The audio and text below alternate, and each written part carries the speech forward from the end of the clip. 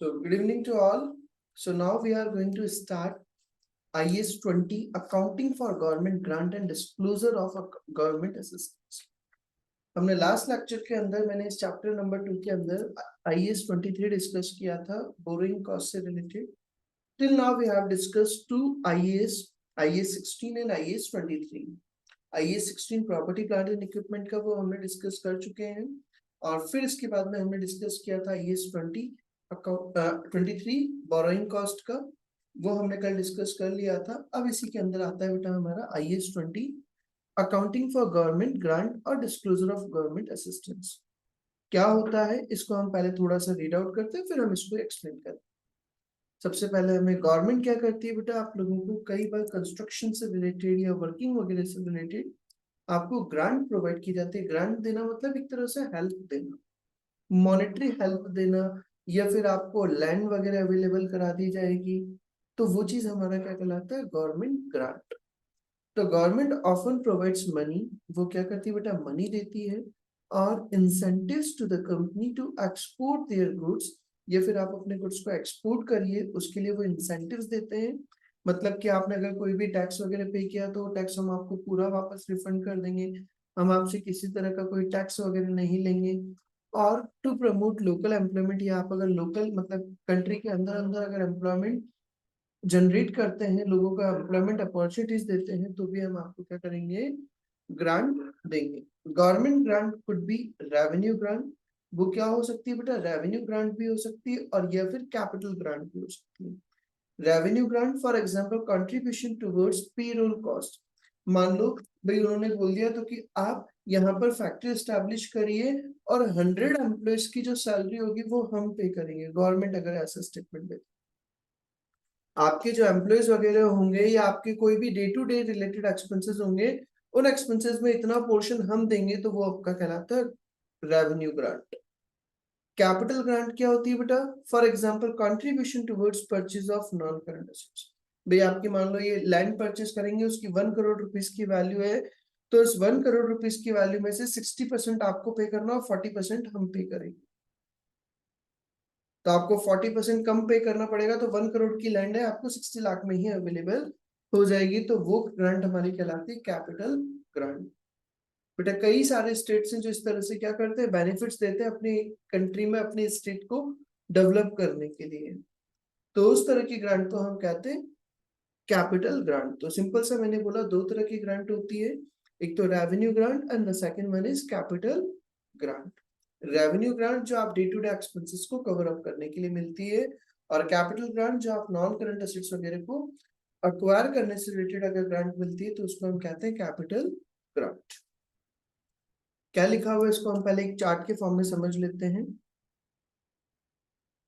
Government grant, government grant means help by the government.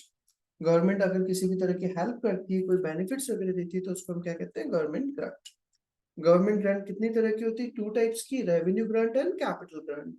Revenue grant मान लो suppose example $6 lakh का हम आपको benefit देंगे फॉर 3 इयर्स एक्सपेंसेस. आपके 3 इयर्स में जो एक्सपेंसेस होंगे उन एक्सपेंसेस में से हम आपको क्या कर रहे हैं, $6 लाख का बेनिफिट दे रहे हैं for day to day expenses के लिए. तो वो हमारा क्या कहलाता है, रेवेन्यू ग्रांट. और सेकंड होता है हमारा कैपिटल ग्रांट. कैपिटल ग्रांट में क्या होगा, मान लो मैंने क्या कर दिया, $20 लाख का आपको पेमेंट दे दिया, अमाउंट बेनिफिट दे दिया, वो $20 लाख प्रोवाइड फॉर परचेज और कंस्ट्रक्शन ऑफ बिल्डिंग. जैसे अभी गवर्नमेंट ने, आपको याद हो तो वो निकाली हुई है solar roof top scheme, PM Ujala scheme के नाम से निकाला हुआ है. अभी थोड़े दिन पहले राम मंदिर का वो किया था, उसके उसी दिन इवनिंग में उन्होंने ये लॉन्च किया था अपने इंडिया के अंदर. तो कि इंडिया के अंदर हम अगर हर कैंडिडेट अपने घर पर अगर सोलर पैनल अगर एस्टैब्लिश करते हैं, तो हम आपको सब्सिडी प्रोवाइड करेंगे, 1 टाइम सब्सिडी दी जाएगी. तो वो आपकी क्या होगी बेटा, capital grant. Is that clear, revenue grant और capital grant. Yes sir. Yes sir. अब आगे आते हैं सर, इसका ट्रीटमेंट वगैरह वो चीज कैसे होता है. तो पहले हम इसको ये पूरा एग्जांपल से समझते हैं, फिर उसकी वर्ड टू वर्ड्स भी पढ़ेंगे. अब सपोज हुआ क्या, मुझे बोला गया तो कि रेवेन्यू ग्रांट मिलेगी सर आपको $6 लाख की फॉर 3 ईयर एक्सपेंसेस. 3 ईयर के एक्सपेंसेस के लिए आपको मिलेगी ग्रांट कितनी, $6 लाख की. तो बेटा पूरी की पूरी ग्रांट को मैं एक साथ बुक्स में रिकॉर्ड नहीं करूंगा। $6 लाख मिलेंगे, लेकिन वो कितने ईयर्स में मिलेंगे? 3 ईयर्स में। तो उसको मैं क्या करूंगा, हर साल 3 / 3 कर दूंगा, तो हर साल का कितना हो गया? 2 लाख। तो suppose in first year expenses हुए मेरे कितने? 3 लाख के।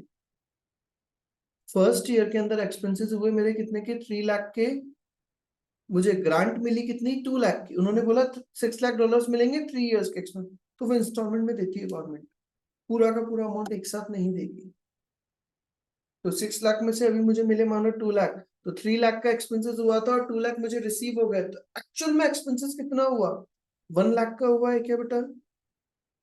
एक्चुअल में एक्सपेंसेस इंकर्ड कितना हुआ है? 1 लाख का। Is it clear first year का? सेकेंड ईयर आया, सेकेंड ईयर के अंदर मान लो मुझे इनकम हुई कितनी? 2 लाख की, वही ग्रांट रिसीव हुई 2 लाख, और एक्सपेंसेस भी हो गए कितने बेटा? 2 लाख के। तो कुछ बैलेंस बचा है क्या? कोई बैलेंस नहीं बचा, तो वो डैश हो जाएगा। थर्ड ईयर आया, थर्ड ईयर के अंदर मान लो मेरी इनकम हुई कितने की बेटा? 2 लाख की, गवर्नमेंट से ग्रांट मिली 2 लाख की, और थर्ड ईयर के अंदर मेरा एक्सपेंसेस ही नहीं हुआ कुछ। थर्ड ईयर के अंदर मेरा कोई एक्सपेंसेस नहीं हुआ, तो वो जो गवर्नमेंट ग्रांट मिली है उसी इनकम को हम क्या करेंगे? एज ए इनकम या लायबिलिटी शो किया जाए। एज ए इनकम हम उसको शो करेंगे, या फिर हम उसको बोल सकते हैं लायबिलिटी के फॉर्म में भी शो करेंगे। Is it clear? क्लियर बेटा यहाँ तक का point? Yes sir. Yes sir. तो सबसे पहली चीज मैं फिर वापस से बोल रहा हूँ, एक बार फिर वापस बता रहा हूँ, गवर्नमेंट ग्रांट कहाँ पर डिफाइन किया हुआ? IAS 20 के अंदर। गवर्नमेंट ग्रांट का मतलब क्या होता है? गवर्नमेंट की तरफ से किसी भी तरह के अगर बेनिफिट्स दिए जाते हैं, कोई भी हेल्प की जाती है, तो उसको हम कहते हैं गवर्नमेंट ग्रांट। कितने टाइप्स की होती है? 2 टाइप्स की, रेवेन्यू ग्रांट और कैपिटल ग्रांट। रेवेन्यू ग्रांट जो डे टू डे एक्सपेंसेस के, रेगुलर एक्सपेंसेस को, रिकरिंग नेचर के एक्सपेंसेस को कवर करने के लिए की जाती है, तो उसको हम कहते हैं रेवेन्यू ग्रांट। और रेवेन्यू ग्रांट के अंदर हमें अगर मान लो हर साल उसमें से हम क्या करते हैं? एक्सपेंसेस से उसका कंपैरिजन करते हैं, डिफरेंस अमाउंट, तो हम क्या करेंगे? उसमें पीरियड में शो करते हैं। तो जैसे फर्स्ट ईयर में हुआ था 3 लाख का एक्सपेंसेस हुआ, ग्रांट रिसीव हुई 2 लाख, तो मैंने एक्सपेंसेस शो कर दिया कितना? 1 लाख का। सेकंड ईयर आया, सेकंड ईयर के अंदर मेरी इनकम हुई कितनी? 2 लाख की, और एक्सपेंसेस हो गए बेटा कितने? 2 लाख के, तो मेरा कोई बैलेंस नहीं बचा, 0। थर्ड ईयर आया, थर्ड ईयर के अंदर मुझे इनकम हुई 2 लाख की, एक्सपेंसेस हुए 0, तो मैंने क्या कर दिया? 2 लाख पूरा इनकम के अंदर शो कर दिया। ये तो होगी बात हमारी रेवेन्यू ग्रांट की। इसी के बाद में फिर हम आगे आते हैं कैपिटल ग्रांट पर। सर कैपिटल ग्रांट के अंदर क्या लिखा हुआ है? पहली चीज तो कैपिटल ग्रांट मिलती किस चीज के लिए? आपको कोई भी बिल्डिंग कंस्ट्रक्शन करना है, परचेज करनी है, उसके लिए ग्रांट अगर दी जाती है, तो उसको हम कहते हैं capital grant. For example suppose मैंने यहाँ पर लिखा है $20 लाख का, मान लो मुझे गवर्नमेंट से ग्रांट मिली है फॉर बिल्डिंग परचेज या कंस्ट्रक्शन करनी।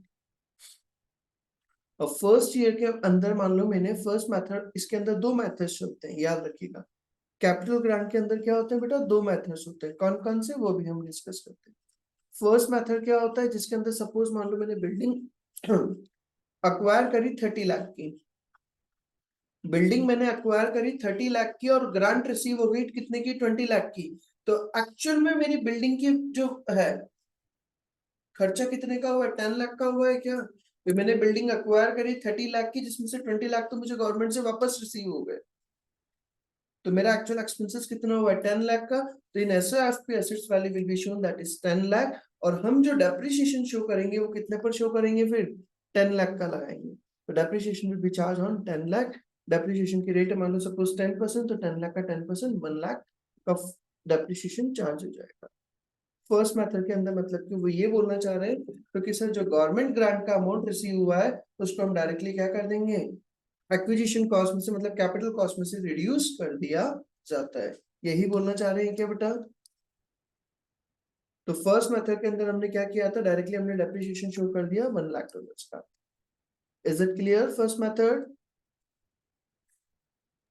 सर ये कॉस्ट में से क्यों हटाया? उसकी एक्चुअल कॉस्ट तो 30 लाख ही है ना, तो हमें अगर लिखना है कॉस्ट तो पूरी 30, अगर चाहे ग्रांट से मिले चाहे कैसे मिले, चोरी चकारी से मिले, पर कॉस्ट तो 30 लाख ही है ना। लेकिन अगर आप 30 लाख अगर शो करेंगे, तो फिर 20 लाख को भी तो उसको दिखाना पड़ेगा ना। आपका वो 20 लाख रुपए जो मिला है वो उसी से रिलेटेड तो मिला है ना आपको, एसेट से रिलेटेड। तो मैं वो वही, बात ठीक है, लेकिन डेप्रिसिएशन तो कॉस्ट पे लगता है ना। कॉस्ट तो एक्चुअल तो 30 लाख ही, तो 10 लाख क्यों ले वो रहे हैं? कॉस्ट लगी कितना, पैसा कितना लगा आपका? 30 लाख आपके लगे थे, 20 लाख तो आपको वापस रिसीव हो गए। तो आपका जो खर्चा हुआ है वो तो कितने का हुआ है फिर आपका बेटा? 10 लाख का ही हुआ है ना। आपने जो अमाउंट आपका, तो सर, हाँ, बोलिए। मैं अगर कोई वो खरीदती हूँ बिल्डिंग और मैंने आपसे कुछ उधार ले लिया, तो वो कॉस्ट में नहीं आएगा ऐसे? उधार लेना अलग हो गया, ने उधार ले। मुझे ग्रांट दे दिया, या मान लो आपने मुझे ग्रांट दे दिया, फिर तो वो भी नहीं आएगा ऐसे? अगर ग्रांट, कॉस्ट में से हट जाएगा? ग्रांट अगर मिली है बेटा तो ग्रांट तो आपकी परमानेंट इनकम हो गई है, वो आपको रिफंड नहीं करनी है। ग्रांट अगर मिलती है गवर्नमेंट से तो वापस से रिटर्न नहीं करनी होती है। अभी जैसे मैं कल की ही बात करूं, कल गवर्नमेंट ने एक स्कीम निकाली थी, कल की ही। आप अगर इंडिया के अंदर डेयरी फार्म अगर स्टैब्लिश करते हैं तो गवर्नमेंट आपको 12 लाख रुपीज तक का लोन दे रही है। और उस 12 लाख रुपीज तक के लोन पर उसके अलावा गवर्नमेंट आपको 90% तक की सब्सिडी प्रोवाइड करती है। तो गवर्नमेंट इस तरह से क्या करती है बेटा, हर थोड़े थोड़े टाइम में क्या करती है, अलग अलग स्कीम्स निकालती है। अभी थोड़े टाइम पहले जैसे यूपी गवर्नमेंट ने किया था, उन्होंने अपने यहाँ पर एक प्रोग्राम स्टैब्लिश किया था, तो कि पूरे वर्ल्ड के कंपनीज को बुलाया था, तो कि आप आइए और यूपी के अंदर अपनी क्या करिए, फैक्ट्रीज स्टैब्लिश करिए। अगर आप यहाँ पर आकर के अपनी इंडस्ट्री स्टैब्लिश करते हैं तो हम आपको क्या करेंगे, फ्री में लैंड अवेलेबल कराएंगे। तो एप्पल कंपनी ने यूपी के अंदर आने के लिए बोल दिया है। अब एप्पल कंपनी यूपी के अंदर आएगी तो वो करीबन करीबन 50 to 60 thousand employment opportunities create करेगी। 50 से 60 हजार लोगों को एम्प्लॉयमेंट मिलेगा। तो उससे क्या होगा, यूपी का डेवलपमेंट होगा नहीं होगा बेटा? तो गवर्नमेंट इस तरह की स्कीम्स लाती है ताकि लोगों को क्या कर सके। आज जैसे मैंने अभी बताया था आपको, पीएम की सोलर रूफटॉप स्कीम निकाली है अभी गवर्नमेंट ने। ये जिस दिन राम मंदिर स्टैब्लिश हुआ था उस दिन इवनिंग में, आप गूगल पे सर्च करिएगा, उसका पूरा वो दे रखा है। तो क्यों निकाला भाई, तो कि हर कैंडिडेट क्या हो जाए, अपने घर में सोलर पैनल लगा ले, और उस पर गवर्नमेंट क्या करे, 78,000 रुपीज की सब्सिडी दे रही है। अगर आपका 2.5 लाख रुपए का अगर सोलर पैनल लगता है तो उसमें 78,000 रुपीज गवर्नमेंट क्या कर देगी आपको, वापस से आपके अकाउंट में रिफंड कर देगी। तो खर्चा तो मेरा कम हो गया नहीं हो गया फिर? मैं 2,50,000 पर डेप्रिसिएशन तो नहीं लगाऊंगा, फिर तो 250 माइनस 78 उस पर डेप्रिसिएशन लगाऊंगा ना बेटा। Clear Purva? Okay sir. Yes. तो सिंपल सा पॉइंट यहाँ पर यही बोल रहा हूँ मैं, कैपिटल ग्रांट के अंदर फर्स्ट मेथड जो हमारा बोल रहा है, तो कि आपका जो कॉस्ट प्राइस ऑफ असेट है उसमें से आप जो ग्रांट रिसीव हो गई है उसको डिडक्ट कर दीजिए, और जो रिमेनिंग अमाउंट बचा है उसी को आप क्या करिए, बैलेंस शीट में शो करिए, और उसी पर आप डेप्रिसिएशन चार्ज करते जाइए। ठीक है सर, फर्स्ट पॉइंट हो गया, फर्स्ट मेथड हो गया। सेकंड मेथड होता है तो कि नहीं सर, हम तो ऐसे नहीं करेंगे, हम ग्रांट को उसमें से माइनस नहीं करना चाहते, हम उसको अलग सेपरेटली शो करना चाहते हैं, जो आप बोल रहे हैं। तो सर वो भी पैटर्न कर सकते हैं, उसमें कैसे होगा तो वो भी हम देख लेते हैं। सेकंड मेथड के अंदर क्या होगा बेटा, हम असेट को तो कॉस्ट प्राइस पर ही शो करेंगे, 30 लाख पर ही, जो आप अभी हाल बोल रहे थे। क्योंकि सर ऐसा तो नहीं कर सकते, तो वो भी बोला, गवर्नमेंट ने ऑप्शन दे दिया, एज यू विश, आप दोनों में से कोई सा भी ऑप्शन चूज कर सकते हैं, but answer will remain same. आप कान इधर से पकड़ो चाहे इधर से पकड़ो, आंसर सेम बोलेगा, आंसर में कोई वेरिएशन नहीं आएंगे। कैसे? सेकंड मेथड में हम क्या बोलते हैं, तो कि भाई हम असेट को किस पर शो करेंगे, उसकी कॉस्ट प्राइस पर। तो कॉस्ट प्राइस कितनी है sir, 30 lakh.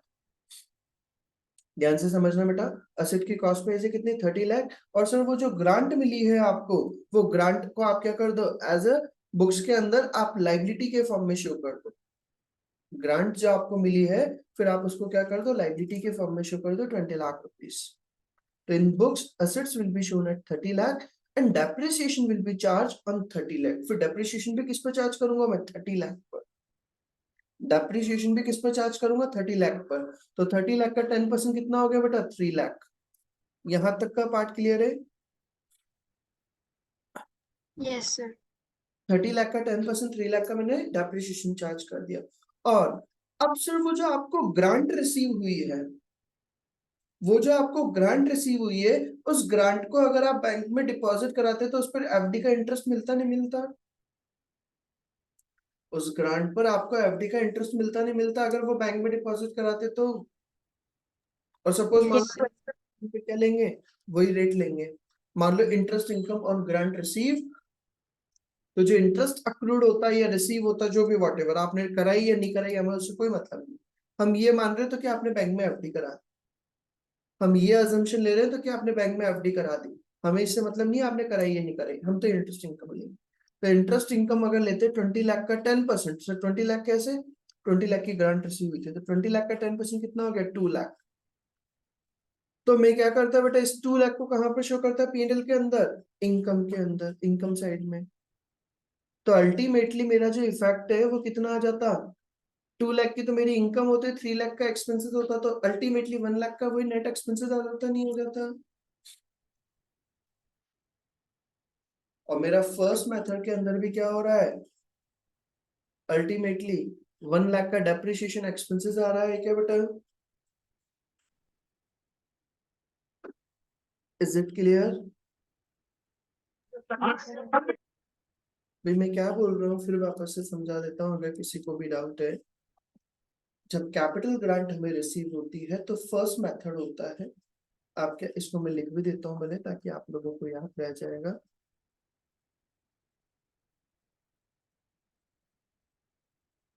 When capital grant received, then there are two methods, दो methods होते हैं। First, in first method,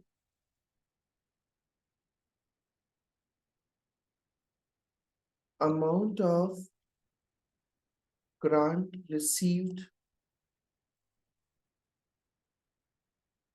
deducted directly out of cost price of asset, and on the remaining value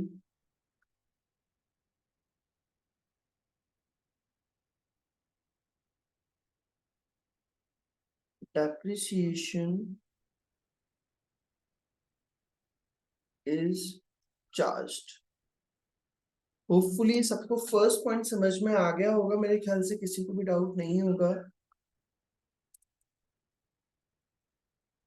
किसी को भी डाउट है क्या बेटा फर्स्ट मेथड में।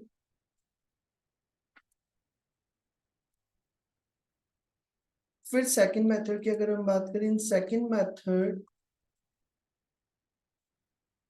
Amount of grant received and cost price of assets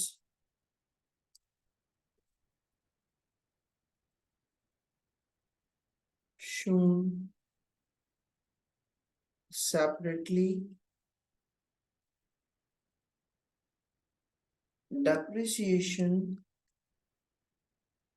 charged on original cost price, and interest income calculate on capital grant received in, बस capital grant received। ये मैंने दोनों पॉइंट का क्रक्स भी लिख दिया भाई। सेकंड मेथड के अंदर हम क्या होता है, जो उससे रिलेटेड कॉस्ट प्राइस है उसी पर हम क्या करेंगे, ओरिजिनल कॉस्ट प्राइस पर डेप्रिसिएशन चार्ज करेंगे, और जो ग्रांट रिसीव है उससे रिलेटेड हम क्या कर देंगे, इंटरेस्ट इनकम को शो कर दिया जाता है। दोनों को कहाँ पर शो करेंगे बेटा, स्टेटमेंट ऑफ P&L के अंदर शो किया जाता है। इज दैट क्लियर, क्लियर है बेटा पॉइंट ये। चलिए अब हम इसको देखते हैं, इसके अंदर क्या लिखा हुआ है IAS 20 के अंदर। देखिए बेटा, IAS 20 क्या समझाता है?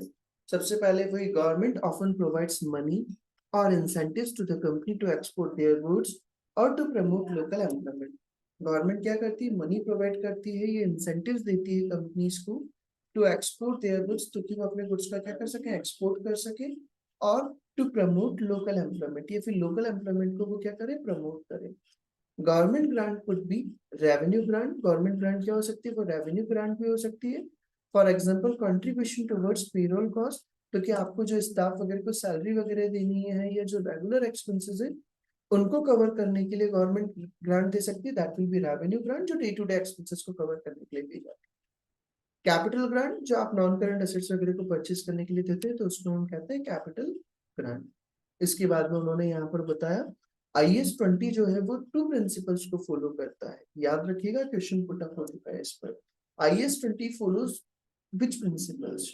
IAS 20 कौन कौन से प्रिंसिपल्स को फॉलो करता है? तो 2 प्रिंसिपल्स को फॉलो करता है। First, prudence principle, and second one is accrual principle. Sir क्या? प्रूडेंस प्रिंसिपल हमने पहले भी पढ़ा हुआ है, और इस चीज को हम यहाँ पर भी देखते हैं। इसमें क्या बोला है? grant should not be recognized until the conditions for receipt have been complied।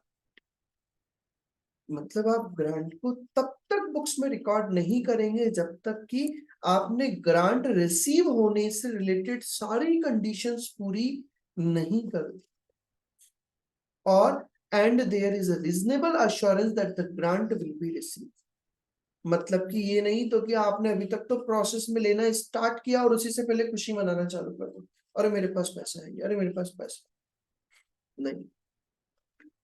आपने ग्रांट से रिलेटेड सारी फॉर्मेलिटीज पूरी कंप्लीट कर दी हैं, सारी कंडीशंस फुलफिल कर दी है, और आपको अश्योरेंस है तो कि हाँ सर अब मुझे ग्रांट रिसीव हो जाएगी, तो ही हम उसको क्या करेंगे? ग्रांट के फॉर्म में, इनकम के फॉर्म में बुक्स में रिकॉर्ड किया जाता है। तो मतलब सर अगर हमें रिसीव नहीं हुआ तब भी हम शो कर सकते हैं? हाँ, लेकिन वो तभी जब हमें कंफर्मेशन हो चुका है। कंफर्मेशन नहीं हुआ है, रीजनेबल एक्यूरेसी नहीं है, तो फिर हम उसको बुक्स में शो नहीं करेंगे। फर्स्ट पॉइंट क्लियर है प्रूडेंस? फिर वापस से बोल रहा हूँ, grant should not be recognised until the conditions for receipt have been complied, जब तक कि वो सारी कंडीशंस पूरी नहीं हो जाती। आगे क्या बोला बेटा इसी के बाद में हमें? accruals। accruals क्या? grant should be matched with the expenditures towards which they were intended to contribute। मतलब कि ग्रांट से रिलेटेड हमें जो भी एक्सपेंडिचर्स हुए उन दोनों को मैच कराया जाता है, ताकि फाइनल वैल्यू हमें कैलकुलेट हो सके। जो चीज मैं ऑलरेडी समझा चुका हूँ, अभी हाल हमने किया था, जैसे यहाँ पर जो भी एक्सपेंसेस हुए थे, हमने वो एक्सपेंसेस को ग्रांट रिसीव हुआ था उसको मैच करा था, तो हमें क्या पता चल गया? फाइनल इनकम या एक्सपेंसेस की वैल्यू फाइंड आउट हो गई थी। यहाँ तक की बात हो गई सर। इसी के बाद में फिर हमें बताया गवर्नमेंट का मतलब क्या होता है। तो सिंपल सा पॉइंट आप लोग जानते हैं, डेफिनेशंस वगैरह दिए। Government refers to government agencies and similar bodies whether local, national और इंटरनेशनल। गवर्नमेंट का मतलब क्या होगा? गवर्नमेंट या फिर कोई भी गवर्नमेंट एजेंसीज या फिर उससे रिलेटेड कोई भी बॉडीज हैं, चाहे वो लोकल लेवल की, नेशनल लेवल की, इंटरनेशनल लेवल, कोई भी ये सब गवर्नमेंट के अंदर कवर अप होंगी। गवर्नमेंट असिस्टेंस का मतलब क्या होता है? असिस्टेंस मींस हेल्प करना। The government assistance is action by the government designed to provide an economic benefits। Government assistance क्या होता है? एक एक्शन लिया जाता है गवर्नमेंट के थ्रू, किसके लिए? Economic benefits specific to an entity or range of entities qualifying under certain criteria। For example, the grant of a local operating license। भाई आपको मान लो ग्रांट दे दी गई है, तो कि अगर आप लोकल में ऑपरेट करेंगे तो भाई उसके लिए हमने कोई ग्रांट वगैरह दे दिया। मतलब सिंपल सा वो ये बोलना चाह रहे हैं, गवर्नमेंट असिस्टेंस का मतलब जब गवर्नमेंट वगैरह का किसी भी तरह का कोई बेनिफिट्स वगैरह देती है आपको, तो उसको हम कहेंगे गवर्नमेंट असिस्टेंस।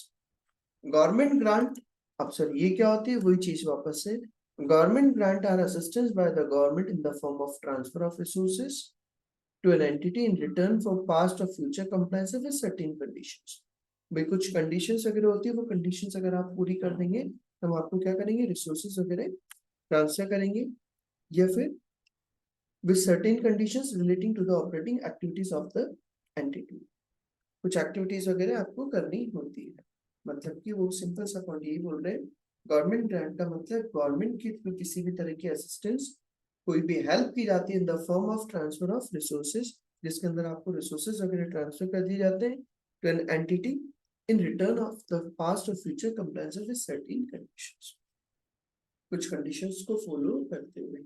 इसको सिर्फ एक बार रीडिंग लगाना है, कोई ज्यादा काम का नहीं है, बस एक बार नॉलेज के लिए हमें पढ़ना है। ग्रांट रिलेटेड टू असेट्स, अगर ग्रांट के असेट्स वगैरह से रिलेटेड है तो वो सिंपल सा क्या कहलाएगा, कैपिटल ग्रांट। और इनकम वगैरह से रिलेटेड है तो वो क्या कहलाती है, रेवेन्यू ग्रांट। ठीक है भाई, यहाँ तक का पॉइंट भी हो गया।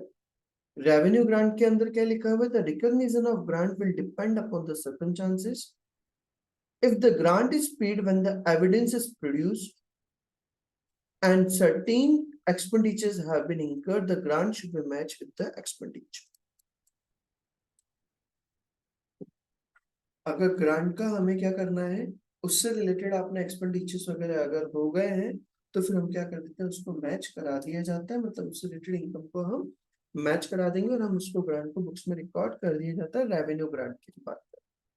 If grant is paid when evidence is produced, अगर एविडेंस वगैरह प्रोड्यूस कर दिए जाते हैं और ये खर्चे वगैरह भी हो गए हैं तो फिर हम ग्रांट को क्या कर सकते हैं, उससे रिलेटेड एक्सपेंडिचर से मैच करा सकते हैं। If grant is paid on different basis, मतलब कंडीशंस वगैरह अगर डाल दी जाती है तो क्या आपको ये काम करना पड़ेगा तो ही हम देंगे, ये काम नहीं हुआ तो नहीं देंगे।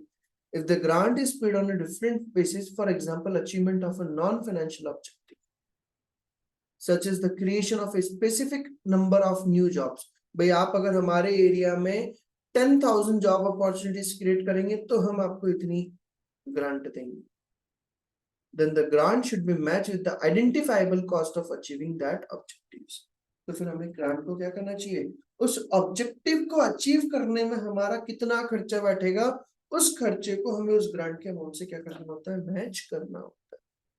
फिर वापस से बोल रहा हूँ, रेवेन्यू ग्रांट को जब हमें बुक्स में रिकॉर्ड करना होता है तो उसके अंदर दो सिचुएशंस हो सकती है। अगर नॉर्मल ग्रांट अगर दी जा रही है तो उससे रिलेटेड एक्सपेंसेस को हम, अगर कंफर्म हो चुका है तो उससे रिलेटेड एक्सपेंसेस को हम क्या कर देते हैं, मैच कर देते हैं। अगर ग्रांट कोई पर्टिकुलर ऑब्जेक्टिव के लिए दी जाती है, अगर ग्रांट क्या की जाती है बेटा, कोई पर्टिकुलर ऑब्जेक्टिव के लिए कोई पर्टिकुलर कंडीशंस अगर मेंशन कर दी जाती है तो वो उस कंडीशन को फुलफिल करने के लिए जो भी आपके एक्सपेंसेस होंगे, उन एक्सपेंसेस में जो भी आपका कॉस्ट होगा, वो कॉस्ट और ग्रांट रिसीव उन दोनों को मैच कराया जाता है। Is that clear?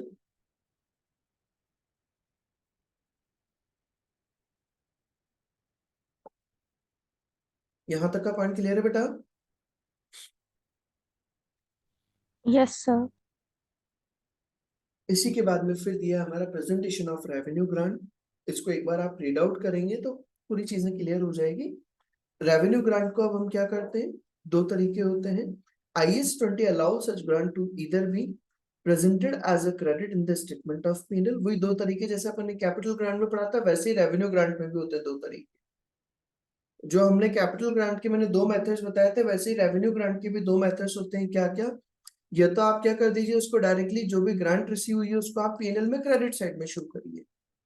First method के अंदर मान लो मुझे ग्रांट रिसीव 1 लाख की, तो हम उसको क्या कर देंगे, स्टेटमेंट ऑफ P&L में क्रेडिट कर देंगे और जो एक्सपेंसेस हुए उसको स्टेटमेंट ऑफ P&L में डेबिट कर देंगे, तो नेट इफेक्ट आ जाएगा कितना, 28,000 फर्स्ट मेथड में। और सेकंड मेथड के अंदर क्या होता है, हम डायरेक्टली उसमें से माइनस कर देते हैं, deducted from the related expenses. मान लो मुझे ग्रांट यहाँ पर रिसीव हुई 1 लाख की और एक्सपेंसेस हुआ 72,000 का, तो माइनस वो करके और difference amount, final amount show कर देंगे 28,000। तो आप चाहे फर्स्ट मेथड फॉलो करें या सेकंड मेथड फॉलो करें, answer will remain same. First method के अंदर क्या हो रहा है, हम जो ग्रांट आ रही है उसको हम क्रेडिट साइड में शो करें और एक्सपेंसेस को डेबिट में। सेकंड मेथड के अंदर क्या कर रहा है, हम दोनों को मैच करा करके फाइनल इफेक्ट को शो करते हैं। यहां तक की बात हो गई सर, रेवेन्यू ग्रांट का पॉइंट बता दिया है। रेवेन्यू ग्रांट का प्रेजेंटेशन कैसे होगा, वही पॉइंट वापस से फिर बताया गया जो मैं ऑलरेडी समझा चुका हूं। भाई कुछ लोग बोलते हैं इसके अपोजिशन और पोजीशन, वो फेवर की बात आ रही है। Presentation as a credit in the statement of P&L तो जब अगर हम प्रेजेंटेशन देते हैं इसका कहाँ पर, पीएनएल के अंदर क्रेडिट फॉर्म में दिखा करके, supporters of this method claim that it is inappropriate to net income and expenses item.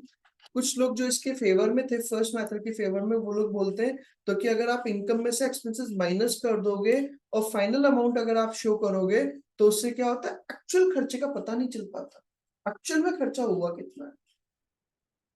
First method के जो सपोर्टर है वो लोग बोलते हैं तो कि भाई आप लोग अलग अलग शो करो, उससे पता तो चलेगा भाई खर्चा कितना हुआ है, ग्रांट कितनी रिसीव हुई है, एक्चुअल वैल्यू पता चल जाएगी। तो उन्होंने क्या बोला, supporters of this method claim that it is inappropriate to net income and expenses item and that separation of the grant from expenses facilitates comparison with other expenses not affected by grant।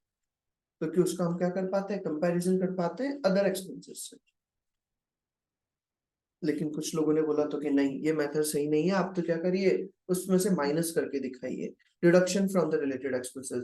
It is argued that with this method the expenses might well not have been incurred by the entity if the grant had not been available। क्योंकि वो लोग बोलते हैं तो कि expenses ही नहीं होता अगर ये ग्रांट नहीं मिलनी होती। तो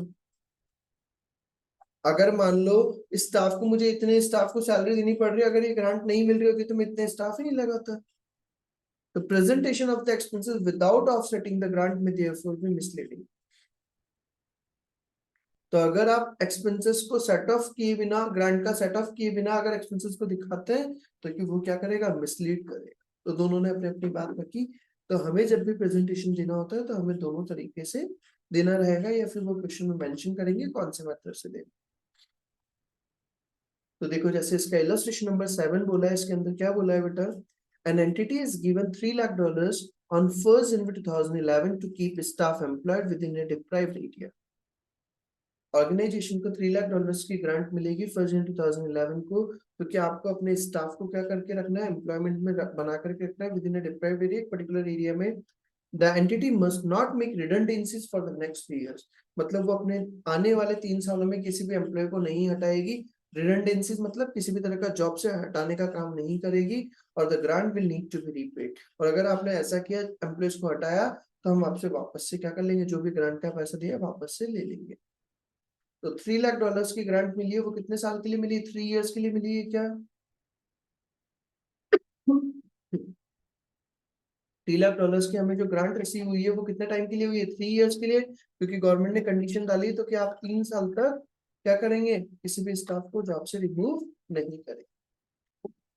यहाँ तक का पॉइंट हो गया। आगे क्या बोला हमें, by 31 December 2011 no redundancy have taken place in none our plan. किसी भी तरह का हमने कोई रिडंडेंसी नहीं किया, किसी भी एम्प्लॉयज को जॉब से नहीं हटाया, और ना कुछ ऐसे प्लान नहीं किया। The grant should be released over 3 years, meaning that $1 lakh is taken to the statement of P&L each year। Grant हमारी 3 years से रिलेटेड है, तो 3 लाख अपॉन 3 हर साल हमारा $1 लाख का हम क्या करते जाएंगे, P&L में शो करेंगे। This can be shown as a separate line in the statement of P&L or deducted from the administration expense or wherever the staff costs are charged। तो इसके दो तरीके होंगे भाई, हमने किस चीज से रिलेटेड ग्रांट मिली है, एम्प्लॉयज वगैरह को रखने से। तो दो तरीके हैं, तो आप क्या करते हो, उसको सेपरेटली शो कर दो स्टेटमेंट ऑफ P&L में क्रेडिट साइड में, या फिर उससे रिलेटेड एक्सपेंसेस, स्टाफ से रिलेटेड खर्चा जो है, एडमिनिस्ट्रेशन एक्सपेंसेस या स्टाफ कॉस्ट, उसमें से हम क्या कर देंगे, माइनस कर देंगे। As $1 lakh has been released to the statement of P&L, the remaining $2 lakh will be held in the deferred income to be recognized in the next 2 years। और वो जो बाकी के 2 लाख है वो हमारे क्या हो जाएंगे, डेफर्ड इनकम, क्योंकि उसका बेनिफिट कब मिलेगा मुझे, आने वाले ईयर्स में। Of this $1 lakh will be released within the next year, so it will be held within current liability, and the remaining $1 lakh will be held as non-current liability। फिर वापस से बोल रहा हूँ, $3 लाख का टोटल मुझे ग्रांट मिलना है, जिसमें से $1 लाख तो मुझे करंट ईयर में मिल गए, तो वो तो मेरी क्या आ जाएगी, फर्स्ट ईयर की इनकम में आ जाएगी। बाकी का बचा कितना, $2 लाख, वो डेफर्ड इनकम होगी, क्योंकि उसका बेनिफिट कब मिलेगा मुझे, आने वाले ईयर्स। उसमें से $1 लाख का जो अमाउंट है वो तो मेरा कब होना है, नेक्स्ट ईयर में ड्यू होना है। तो वो 1 ईयर के अंदर अंदर है, तो वो मेरी क्या हो जाएगी, current liability, expected to be receive within 1 year. और बाकी का जो 1 लाख है वो 1 ईयर के भी बाद में आएगा, तो वो मेरी क्या कहलाएगी, non current liability. Is it clear?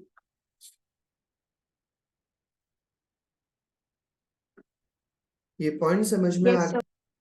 Yes, sir.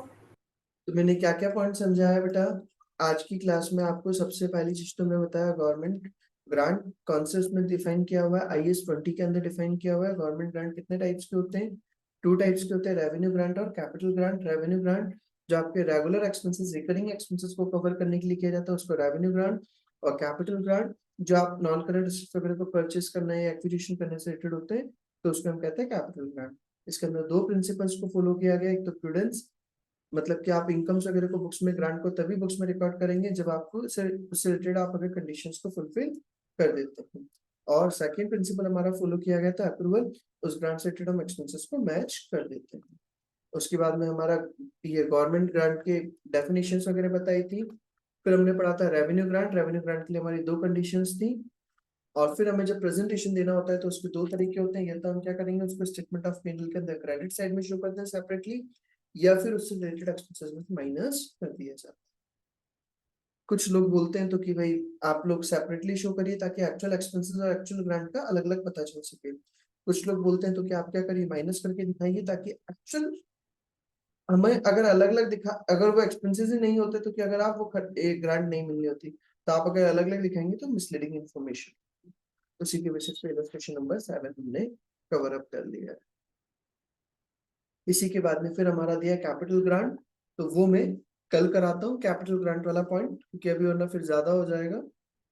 आप यहाँ तक का कंप्लीट कर लीजिए इसका रेवेन्यू ग्रांट तक का, और कल वाले लेक्चर में हमारा ये